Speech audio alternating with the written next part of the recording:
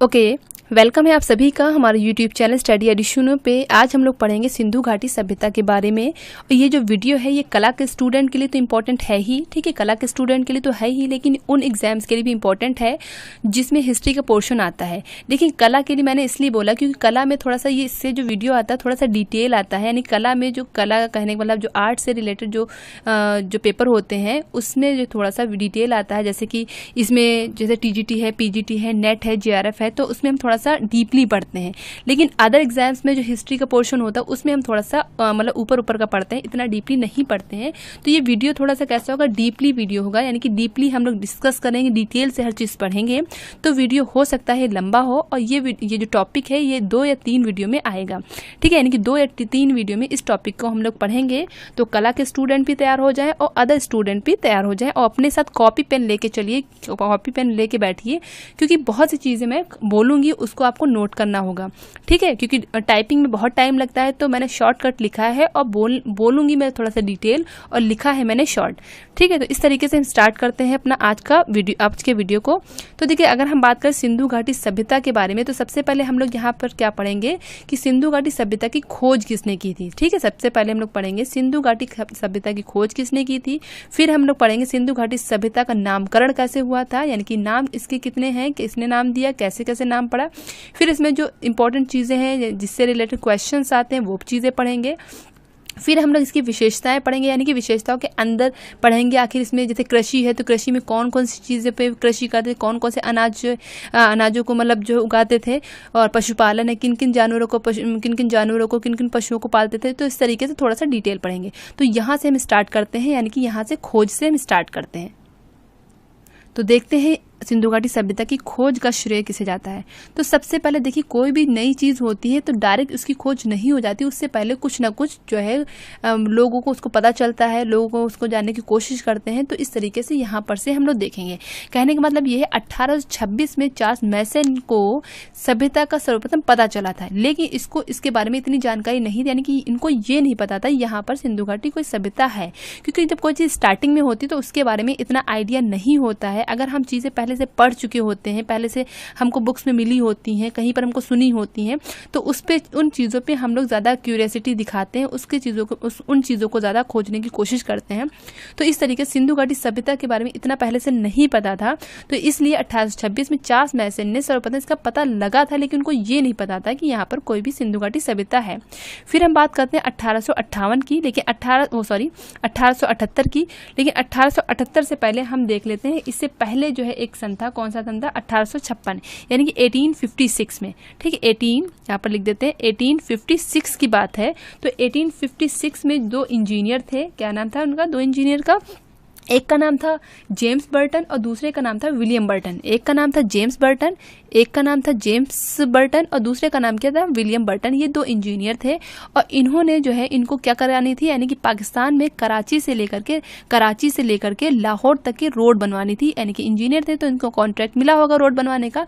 तो इस तरीके से 1856 की बात है, 1856 की बात है। 2 इंजीनियर थे, कौन से, जेम्स बर्टन और विलियम बर्टन नाम के 2 इंजीनियर थे, जिनको हम बर्टन बंधु के नाम से भी जानते हैं। तो इनको कराची से और लाहौर के बीच में इनको रोड बनवानी थी। जब ये रोड बनवा रहे थे तो इनको यहाँ पर बहुत सी ईंटें मिली। तो इनको ईंटें तो मिली, लेकिन इन्होंने भी इतना दिमाग नहीं लगाया कि ये ईंटें मिली तो ये कहाँ से ईंटें आई, तो इन्होंने भी इतना दिमाग नहीं लगाया। तो इन ईंटों का तो यूज़ इन लोगों ने इन रोड बनाने में कर लिया, यानी कि इन ईंटों का, यानी कि बहुत सी इनको ईंटें प्राप्त हुई, पक्की ईंटें प्राप्त हुई। तो इन ईंटों का यूज़, इन ब्रिक्स का यूज़ इन्होंने रोड बनाने में कर लिया, ठीक है। लेकिन इतना ज़्यादा इनको इसके बारे में भी आइडिया नहीं चला। फिर अगर हम बात करें 1878 की, तो 1878 में कनिंघम ने हड़प्पा टीले का पता लगाया, यानी कि जो 1878 की बात है, यानी कि 1878 की बात है, कनिंघम ने हड़प्पा टीले का पता लगाया, यानी कि सबसे पहले हड़प्पा की ही खुदाई की गई थी, ठीक है। तो सबसे पहले हड़प्पा टीले का पता किसने लगाया था, कनिंघम ने। तो क्वेश्चन आए सिंधु घाटी सभ्यता के बारे में सबसे पहले पता किसे चला था, तो चार्ल्स मैसन के बारे में, चार्ल्स मैसन को और इस हड़प्पा टीले की खुदाई किसने मतलब की? हड़प्पा टीले का पता किसको चला था? तो 1878 में कनिंघम को पता चला था। लेकिन अगर हम बात करें हड़प्पा टीले की खुदाई किसने की थी, तो वो कौन थे? आपके दयाराम साहनी। ठीक, याद रखिएगा, राय बहादुर दयाराम साहनी। इनका फुल नेम क्या है? राय बहादुर दयाराम साहनी इनका फुल नेम है। तो फिर 1924 की अगर बात करें, कब कराई गई थी? ये ऊपर लिखा हुआ 1921 में। ठीक है, 1921 में हड़प्पा टीले की खुदाई कराई गई थी। फिर 1924 यानी कि यहाँ पर कुछ जानकारी, जब खुदाई हुई तो कुछ थोड़ी बहुत जानकारी तो मिलेगी ही, तो यहाँ पर जब खुदाई की गई तो थोड़ी बहुत जानकारी हम लोगों को प्राप्त हुई। फिर उसके बाद अगर हम बात करें, यानी कि थोड़ा सा और हम बढ़ते हैं, यानी कि डे बाय डे क्या हो रहा था, प्रोग्रेस हो रही थी, इसके बारे में लोगों को जानकारी हो रही थी। फिर 1924 में जॉन मार्शल और अर्नेस्ट मैक ने इसकी थोड़ी सी और खुदाई की, थोड़ी सी और डीप खोदा गया, थोड़ा सा और इसके बारे में जानने की कोशिश की गई, तो और कुछ जानकारियां, मतलब और भी जानकारियां सामने आई। तो इस तरीके से थोड़ी सी जानकारी राय बहादुर साहनी ने दे दी थी। फिर जो है थोड़ी सी और खुदाई वगैरह हुई, तो और थोड़ी इसके डीप जानकारी किसने दी? जॉन मार्शल ने इसके बारे में बताया। ठीक है, तो इस तरीके से हम लोगों ने देखा सिंधु घाटी सभ्यता की खोज किस तरीके से हुई, यानी कि डे बाय डे किस तरीके से हुई, हम लोगों ने धीरे धीरे करके देखा। फिर अगर हम बात करें, ये जो सभ्यता है ये 3 जो है देशों में फैली हुई है। सभ्यता कितने देशों में फैली? 3 देशों में। एक तो अपना भारत हो जाएगा, फिर पाकिस्तान और अफगानिस्तान। भारत, पाकिस्तान और अफगानिस्तान में ये सभ्यता फैली हुई है। अगर हम बात करें, अगर इसके क्या कहते हैं नॉर्थ में, तो नॉर्थ में क्या पड़ता है, यानी कि सिंधु घाटी सभ्यता के नॉर्थ में क्या पड़ता है? जम्मू कश्मीर पड़ता है। और अगर इसकी हम बात करें कि ईस्ट में क्या पड़ता है? आलमगीरपुर। और वेस्ट में क्या पड़ता है? बलूचिस्तान। और साउथ में क्या पड़ता है? महाराष्ट्र। ठीक है, तो ईस्ट में क्या हो जाएगा? आलमगीर। ठीक है, मेरठ में पड़ता है, यूपी में पड़ता है। ठीक है, आलमगीरपुर जो है, आलमगीर कहाँ पड़ जाएगा? ईस्ट में। और वेस्ट में क्या हो जाएगा? बलूचिस्तान। और नॉर्थ में क्या हो जाएगा? जम्मू कश्मीर। और साउथ में महाराष्ट्र दाइमाबाद। ठीक है, महाराष्ट्र दाइमाबाद हो जाएगा। तो इस तरीके से हम लोगों ने देखा कि ईस्ट, वेस्ट, नॉर्थ, साउथ में कौन कौन से क्षेत्र पड़ते हैं। और ये जो सभ्यता है वो कैसी सभ्यता हमारी है, यानी कि इसको हम बोलते हैं त्रिकोणीय सभ्यता भी बोलते हैं, यानी कि सिंधु घाटी सभ्यता को त्रिकोणीय सभ्यता भी बोलते हैं। तो इस तरीके से हम लोगों ने खोज के बारे में पढ़ लिया। तो नेक्स्ट स्लाइड पे चलते हैं। क्या है नेक्स्ट स्लाइड? तो नेक्स्ट स्लाइड में हम देखेंगे सिंधु घाटी सभ्यता का नामकरण, यानी कि सिंधु घाटी सभ्यता के नाम और क्या क्या है। सिंधु घाटी सभ्यता तो हमको पता ही है, लेकिन इसके अलावा जो है बहुत से इसके नाम हैं, बहुत से इसको अलग अलग विद्वान ने अलग अलग तरीके से इसके नाम रखे हैं। यानी कि देखिए, हर इंसान की जो सोचने का तरीका होता है, ठीक है, वो अलग होता है, सबकी जो विचारधाराएं होती है वो अलग होती हैं। तो हर विद्वान ने अलग अलग तरीके से सिंधु घाटी सभ्यता के अलग अलग नाम दिए। तो अगर हम बात करें, सबसे पहले अगर हड़प्पा सभ्यता की बात करें, तो इसका नाम हड़प्पा सभ्यता क्यों पड़ा? देखिए, सबसे उस टाइम ये था कि जहां पर जिस जगह पर अगर किसी का नामकरण करना है, तो जिस जगह पर कोई चीज हुई होगी तो उसी स्थान के नाम पर उसका नाम पड़ जाता था। तो सबसे पहले हड़प्पा सभ्यता की सबसे पहले हड़प्पा टीले की खोज हुई, हड़प्पा क्षेत्र की खोज हुई। इस वजह से इसका नाम क्या पड़ गया? हड़प्पा सभ्यता इसका नाम पड़ा है। यानी सबसे पहले हड़प्पा, मोहनजोदड़ो, ठीक है, ये कालीबंगा, बनमाली, ये सब क्षेत्र हैं सिंधु घाटी सभ्यता के, जिसमें सबसे पहले जो खुदाई की गई थी, हड़प्पा की खुदाई की गई थी। इस वजह से इसका नाम क्या पड़ गया? हड़प्पा सभ्यता पड़ गया। अब हम बात करेंगे कांस्य युगीन सभ्यता। तो इसको कांस्य युगीन सभ्यता भी कहा गया, क्यों? क्योंकि यहाँ पर कांसे का यूज बहुत मिला है। और कांसा बनता कैसे है? तांबा और टिन मिलके क्या बनता है? कांसा बनता है। तांबा और टिन मिलके क्या बनता है? कांसा बनता है। तांबे को क्या बोलते हैं? कॉपर। और टिन को तो टिन ही बोलते हैं। और जो कांसे को क्या बोलते हैं? ब्रॉन्ज। ठीक है, तो इस तरीके से कांस्य युगीन सभ्यता इसे इसलिए कहा जाता है क्योंकि यहाँ पर कांसे का यूज हुआ है। और ये याद रखिएगा, सिंधु घाटी जो सभ्यता है ये कैसी सभ्यता है? आद ऐतिहासिक सभ्यता में आता है। यानी कि इतिहास को 3 पार्ट्स में डिवाइड किया गया था, प्राग ऐतिहासिक काल, आद ऐतिहासिक काल और ऐतिहासिक काल। तो जो ये सिंधु घाटी सभ्यता है वो आद ऐतिहासिक काल में आती है। किस ऐतिहासिक काल में आती है? आद ऐतिहासिक काल में आती है, जिसमें क्या होता है? आद ऐतिहासिक काल कहते किसे हैं कि यहाँ पर लिखा मिलता है, यानी कि इसको लिखने के आधार पर देखा गया है, लेकिन इसको पढ़ा नहीं जा सका। यानी कि यहाँ पर लिखा तो मिला है, लेकिन उसको अभी पढ़ा नहीं जा सका। तो इसको किस कैटेगरी में रखते हैं? आद ऐतिहासिक काल में रखते हैं। यानी कि ऐसा काल, ऐसा टाइम, ऐसा पीरियड जिसमें लिखा मिलता है लेकिन उसे पढ़ा नहीं जा सका, वो कौन सा काल कहलाता है? आद ऐतिहासिक काल कहलाता है।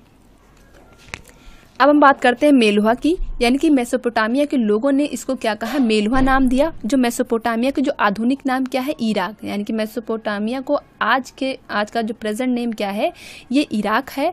और जो मेसोपोटामिया जो सभ्यता है वो कहाँ पनपी है, ये जो कहाँ पनपी है, दजला और फरात जो नदियाँ हैं, यानी कि दजला और फरात जो नदियाँ हैं उसके बीच में जो सभ्यता पनपी है वो मेसोपोटामिया की सभ्यता मानी जाती है। जो आज का नाम क्या है, इसका इराक है।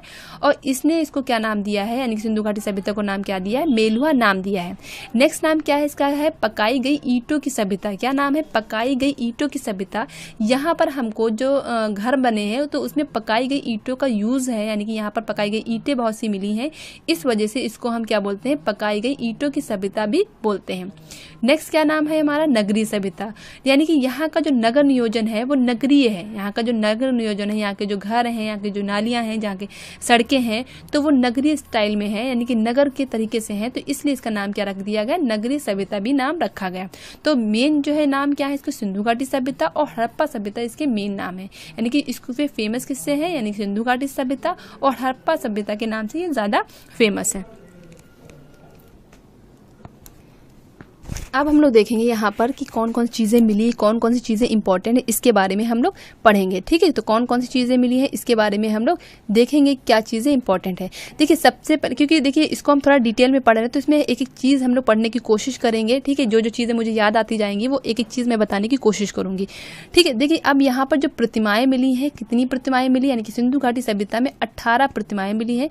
कितनी प्रतिमाएं मिली, 18 प्रतिमाएं मिली हैं, जिसमें सबसे ज़्यादा जो प्रतिमा है वो किसकी है, नारी की, यानी कि नारियों की प्रतिमा सबसे ज्यादा पाई गई हैं। सिंधु घाटी सभ्यता में 18 प्रतिमाएं मिली, मूर्तियां मिली, जिसमें सबसे ज्यादा कौन सी प्रतिमा है, नारी की प्रतिमा है। और इसमें इंपॉर्टेंट कौन सी है, इंपॉर्टेंट इसमें कौन सी है, एक पुजारी की प्रतिमा, यानी कि यहाँ पर कौन सी मिली है, पुजारी की प्रतिमा मिली है, जो सबसे ज्यादा इंपॉर्टेंट मानी जाती है। एक मिनट रुकिए।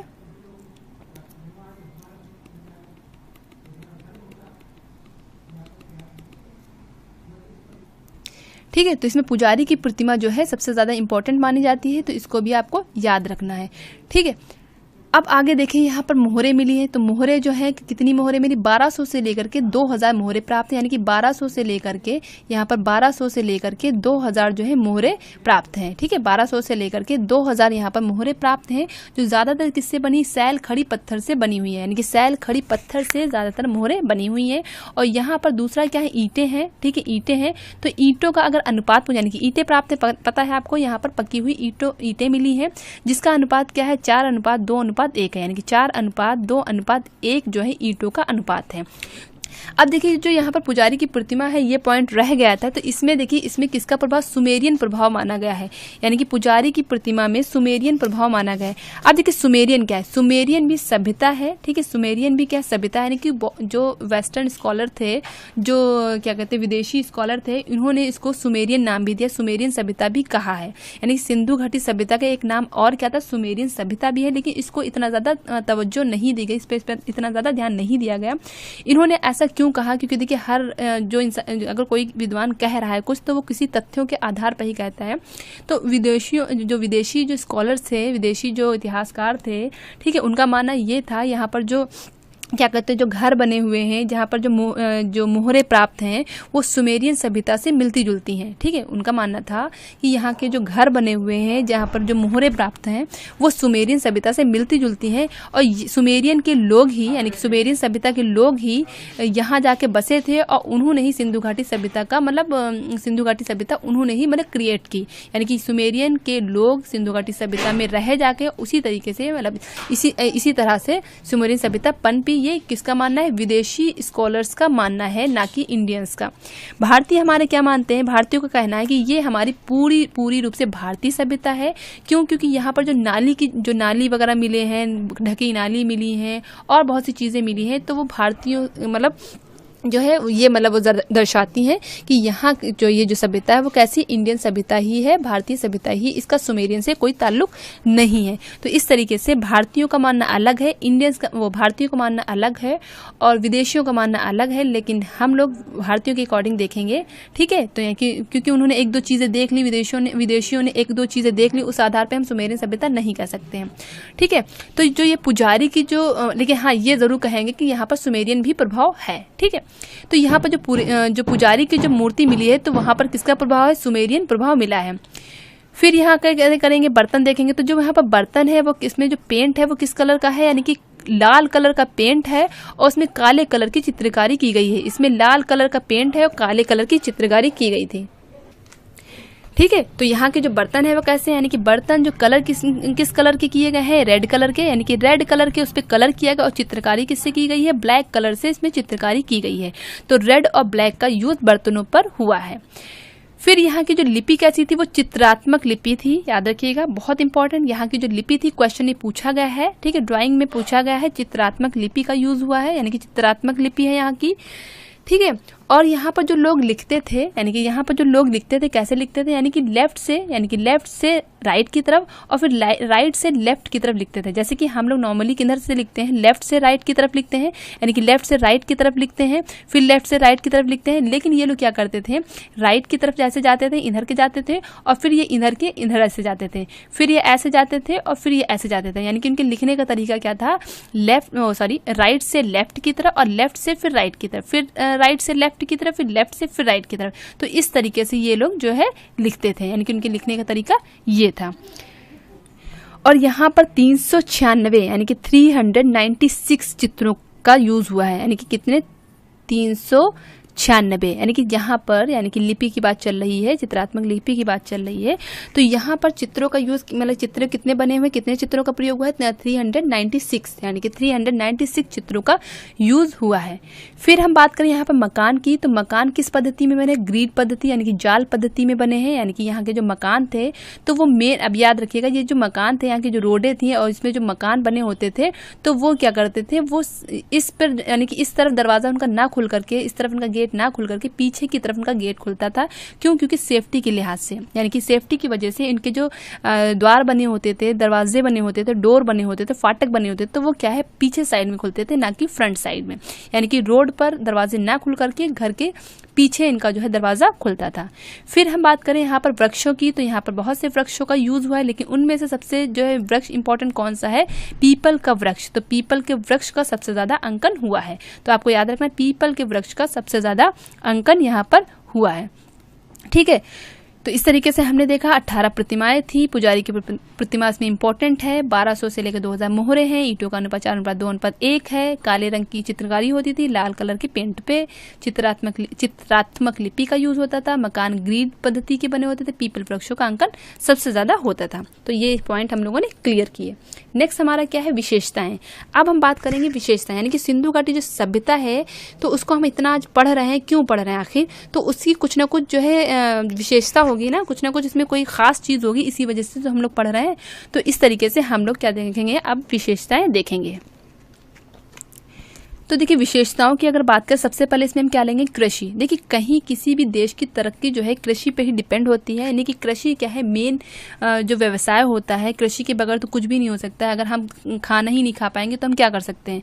तो इस तरीके से जो कृषि यहाँ पर की जाने लगी थी। अब यहाँ पर किन किन चीज़ों को मतलब जो है उगाया जाता था, किसका किसका जो है किन फसलों का यूज होता था, तो जैसे गेहूँ है, ठीक है, लिख रहे हैं, ठीक है, गेहूं है, जौ है, तिल है, कपास है, मटर है, इन सब चीज़ों का मतलब इन सब चीज़ों की कृषि की जाती थी। लेकिन इसमें गेहूं और जौ, याद रखिए, गेहूं और जौ जो है मेन फसल मानी जाती थी। यानी कि सिंधु घाटी सभ्यता में सबसे ज़्यादा गेहूं और जौ की फसल को उगाया जाता था। फिर बात करें हम पशुपालन में, तो पशुपालन में भी जो है बहुत से जो है पशुओं को पाला जाता था, जैसे कि गाय है, क्योंकि आपको पता है कि इसमें कृषि, जैसे नवपाषाण काल में ही हमने देखा था कि कृषि और पशुपालन वगैरह का यूज होने लगा था, कि लोग बस्तियां बना के रहने लगे थे। तो इस तरीके से जब सिंधु घाटी सभ्यता आई, उसके बाद की बात है ना, तो जब सिंधु घाटी सभ्यता आई तो इसमें जो है ये जो है बहुत से पशुओं के बारे में मतलब जानते थे, जैसे कि गाय है, भैंस है, ऊंट है, हाथी है, बैल है, भेड़ है। तो इन सब पशुओं के बारे में इनको पूरी तरीके से नॉलेज थी, पूरी तरीके से जानकारी थी। लेकिन ये माना जाता है कि घोड़े के बारे में अभी ये लोग नहीं जानते थे, यानी कि घोड़े के बारे में इनको जानकारी नहीं थी। ठीक है, अब वस्त्र की बात करें तो वस्त्र में ये क्या है, इनको सूती कपड़ों का भी मतलब जो है सूती कपड़ों के बारे में भी ये जानकार थे। ठीक है, सूती कपड़ों के बारे में जानते थे, ऊनी कपड़ों के बारे में जानते थे, ठीक है, रेशमी कपड़ों के बारे में भी जानते, यानी कि सूती, रेशमी, ठीक है, ऊनी, यानी इन कपड़ों के बारे में उनको अच्छी तरीके से जानकारी थी और इनको साथ ही साथ इसकी कताई है, बुनाई है, कपड़ों पे कढ़ाई है, इन सब चीज़ों का भी इनको ज्ञान था। ठीक है, तो इस तरीके से कृषि में देखा, पशुपालन में देखा, वस्त्र में देखा। अब देखते हैं हम धातु, मेटल, यानी कि हम मेटल में देखेंगे किन मेटल्स के बारे में इनको नॉलेज थी, किन मेटल्स का ये यूज़ करते थे। तो आपको पता है इसको हम कांस्य युगीन सभ्यता भी कहते थे, कांस्य के बारे में तो ये अच्छी तरीके से जानते ही थे। उसके अलावा ये तांबा, और सबसे पहले अगर हम बात करें सिंधु घाटी सभ्यता में सबसे पहले किसकी खोज की गई थी, तो तांबे की। सबसे पहले किसकी खोज की गई थी, तांबे की खोज सबसे पहले हुई थी। ठीक है, तो इस तरीके से तांबा है, सोना है, चांदी है, टिन है, कांसा है, पीतल है, आदि चीज़ों का इनको ज्ञान था। लेकिन ऐसा कुछ बुक में लिखा है कि लोहे के बारे में इनको जानकारी नहीं थी, यानी कि सिंधु घाटी सभ्यता में लोहे के बारे में इनको जानकारी नहीं थी, ऐसा कुछ बुक्स में लिखा पाया गया है। फिर हम देखेंगे इसमें कौन कौन से क्षेत्र इंपॉर्टेंट है। हालांकि इन क्षेत्रों के बारे में हम लोग अभी चर्चा नहीं करेंगे, नेक्स्ट वीडियो में देखेंगे कि कौन कौन से क्षेत्र इंपॉर्टेंट है, जैसे कि हड़प्पा हो जाएगा, मोहनजोदड़ो हो जाएगा, चनहूदड़ो हो जाएगा। ठीक है, हड़प्पा हो जाएगा, मोहनजोदड़ो हो जाएगा, चनहूदड़ो हो जाएगा, कालीबंगा, लोथल, रोपड़, बनमाली, धौलावीरा। तो ये सब क्षेत्र क्या है, इंपॉर्टेंट है, तो इसको हम लोग देखेंगे। ठीक है, तो इनको हम लोग देखेंगे नेक्स्ट वीडियो में। अगर हम बात करें इसमें सबसे इंपॉर्टेंट क्षेत्र कौन से, हड़प्पा है और मोहनजोदड़ो है। लेकिन हमको सारे ही क्षेत्र पढ़ने हैं, क्योंकि हर क्षेत्र से हर मतलब जितने भी हड़प्पा, मोहनजोदड़ो, चंदहूदड़ो, कालीबंगा, यानी कि जितने भी क्षेत्र हैं सबसे ही क्वेश्चन एग्जाम में आते हैं। और कौन सा क्वेश्चन एग्जाम में आए ये पता नहीं रहता, यानी कि क्वेश्चन रिपीट होते रहते। कभी आपका कालीबंगा पूछ लेते, काले रंग की चूड़ियाँ कहाँ से प्राप्त हैं, तो कालीबंगा से हो जाएगा। ठीक है, स्नानागार कहाँ से प्राप्त है, अन्नागार कहाँ से प्राप्त है। ठीक है, और कांसे की नर्तकी कहाँ से प्राप्त है। तो ये सब चीज़ें इन क्षेत्रों से रिलेटेड क्वेश्चंस पूछे जाते हैं, तो वो भी आपके लिए इंपॉर्टेंट है। लेकिन इन क्षेत्रों के बारे में हम लोग नेक्स्ट वीडियो में पढ़ेंगे। तो आखिर में मैं आपसे यही कहूँगी, अगर आपको मेरा ये वीडियो पसंद आया हो, अगर आपको चीज़ें समझ में आई हो, तो मेरे वीडियो को लाइक करें, मेरे चैनल को सब्सक्राइब करें। नेक्स्ट वीडियो में हम लोग फिर से सिंधु घाटी सभ्यता का सेकेंड पार्ट पढ़ेंगे। तो वीडियो को यहीं पर फिनिश करते हैं, नेक्स्ट वीडियो में मिलेंगे इसी तरीके से नेक्स्ट वीडियो के साथ। तब तक के लिए जय हिंद, जय भारत।